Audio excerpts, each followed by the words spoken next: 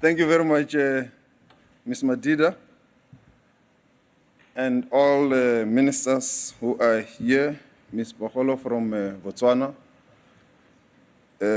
Ms. Thomas Bekele, the CEO of NEPAT, and all other organs of the AU that I might not have seen here, all entertainers, creatives, people from the media, ambassadors from across the continent, all distinguished guests. It is an absolute honor for me to welcome you here to South Africa in Johannesburg for this engagement. Program Director, Ms. Madida, I saw your creative response on Insta to the racist remarks of Mr. Musk Sr. We should never allow racism to raise its ugly head again in our society. Africans have fed themselves since time immemorial.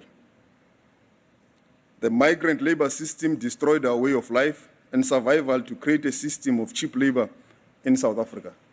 So from time immemorial, from Egypt to Cape Town, Africans were able to feed themselves through primitive farming and all methods of survival. The system was disrupted by the colonizers. So we can't be told that someone was feeding us. And I like that you have responded. We all have a responsibility as South Africans and as Africans to fight against any injustice wherever it raises its ugly head, from the creatives, from sports people, and from all of us as activists in society. As we count down to the Leaders Summit, Africa's place in the global economy and our collective agency is a timely theme. And your event provides us space for such urgent reflection and reasserting Africa's position in the global economy. I am pleased to be here and to share a few words on how South Africa's G20 presidency exemplifies what we mean by Africa's collective agency. This major gathering takes place when South Africa's economy is beginning to turn a corner. The winds of change are no longer on the horizon, they are here. Our network industries, once strains, are now stabilizing. Energy and logistics, the lifeblood of any thriving economy, are being revitalized through decisive leadership and bold reforms, through Operation Vulindlela. I know before the 2024 national general elections in South Africa, we were always criticized about, or there was skepticism about the security of energy supply because of load shedding, and there was no load shedding for quite some time during the electioneering period. And people were saying, no, it's because of elections. We are now into a year and 3 months without load shedding. So it's clear we have now defeated load shedding. We have turned the corner. And I say the same when I hear skeptics say the city of Johannesburg is clean, it's nice, it has been beautified because of G20. I say the same thing. I say, yes, so be it.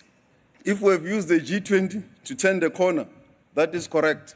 But this will continue beyond the G20.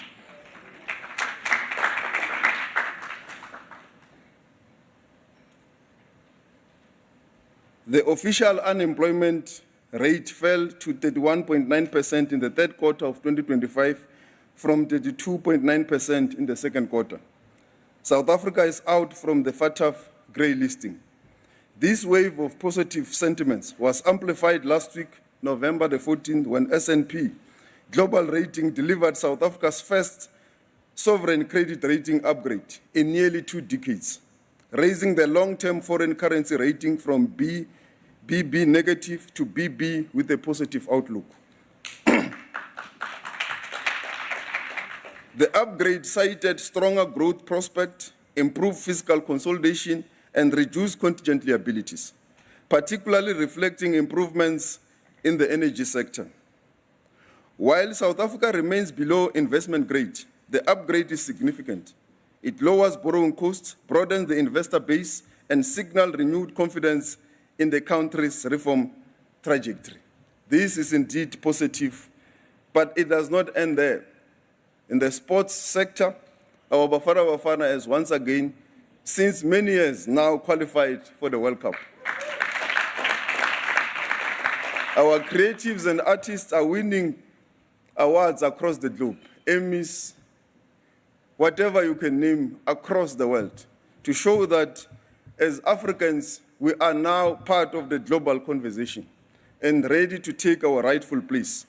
It is against this background that the culmination of our G20 presidents will lead to a discussion on how the African continent should take its rightful place in global affairs. But before I go into that, maybe let me go into the statistics of our continent. Across the world, well over 3 billion people live in countries that spend more on servicing debts than on healthcare and education. And a debt and a cost sustainability report by our former minister, Trevor Manuel, has shown that countries in the African continent, and in particular the global south, with the same metrics with countries in the global north, they pay more on interest on debts than countries in the global north. And when you look at the metrics, they are the same. The risk is the same. Everything is the same. The only difference is that this is an African country and the other one is from the global north. We say this should come to an end. It's in the report, and it's something that will be discussed in this week Leaders Summit. Africa also receives less than 5% of the global financing on climate change. And we are disproportionately affected by climate change as the African continent. Yet we least contribute to it because we are the least industrialized, we have got few manufacturing capability, but we are the most that are suffering and receiving less than 5%. The entire global financial architecture also has to be reformed to reflect these realities. The money we receive for climate change and mitigation should be proportionate to the level of climate change in our continent. These are issues that South Africa's G20 presidency has shone a spotlight on for the African continent. We have also produced a framework for critical minerals. We have said the African continent has been left behind in all the industrial revolutions. We cannot also be left behind on this revolution on critical minerals. We have got 30% of the critical minerals that the world needs for its greening transition and for us to leapfrog into new technologies, artificial intelligence, digital platforms, and whatever you can talk about, including electronic vehicles. It is the African continent that will power this revolution. Yet, our minerals are extracted, raw as they are, into the ports and transmitted out of the continent, exporting jobs, exporting economic growth. And we are saying in South Africa, this should come to an end. And this platform of the G20 has to discuss how we have to reverse this. And there has been very clear recommendations in terms of beneficiation at source in the continent. And the framework also called for the African Union's own critical minerals framework. SADC also needs to also have its own, where we can share views, exchange knowledge, and use it for the benefit of all of us in the region and in the continent. I hope Ms. Boholo will expand on that. She's a better expert than me. I depend on reading from the experts' reports. But these are the realities of our continent. In the continent as a whole, we trade at 16%. We are saying we must be able to trade together beyond the 16%, at least 30% or more, going into the future, if we are able to utilize the Africa Free Trade Area, but also when there is industrialization and manufacturing, because without that, there is nothing to trade. Hence, we end up trading only processed goods that are not even processed in the continent. So this is a revolution, which I believe most of you who are here, it's a conversation that you are going to embark upon, how the continent must reshape these economic imbalances for the benefit of all Africans. In the SADC region, we trade at 21%. And the SADC region is one of the most organized in the continent. but 21% still is too little. At least we should aim for 50%. When we met with business leaders with the president, I think 2 nights ago, he gave them a serious challenge to work towards this regional integration, to start with the SADC region and the AFCTA, with an aim to improve on these percentages of trading with each other. Lastly, this is a continent that is youthful across the globe.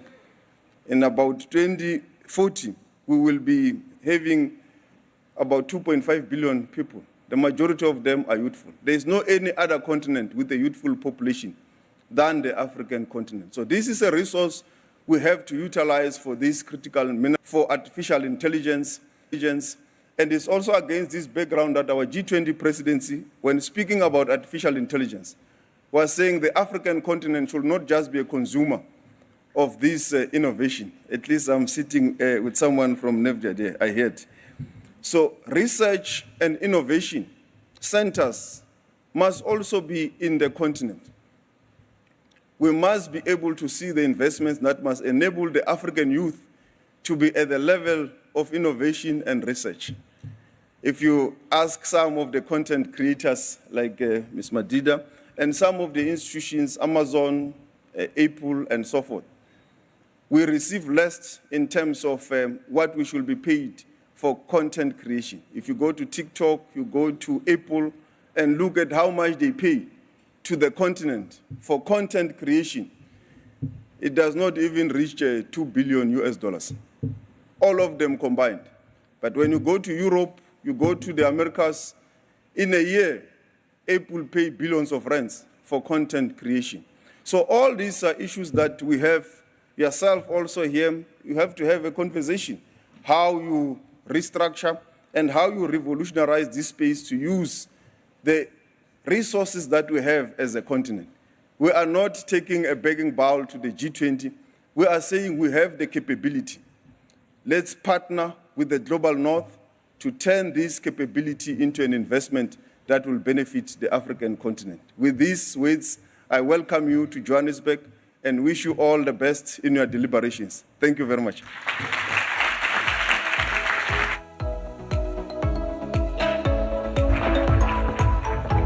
Thank you so much, Your Honourable Minister. We know you're very busy and have to go off to your next location. We do appreciate your time so much. I really feel re-energized as well. Africa, it is indeed our time. To officially open the summit, please welcome the Managing Director of Time Africa, Group Managing Director of Global Venture Partners, Josh Wilson. Thank you.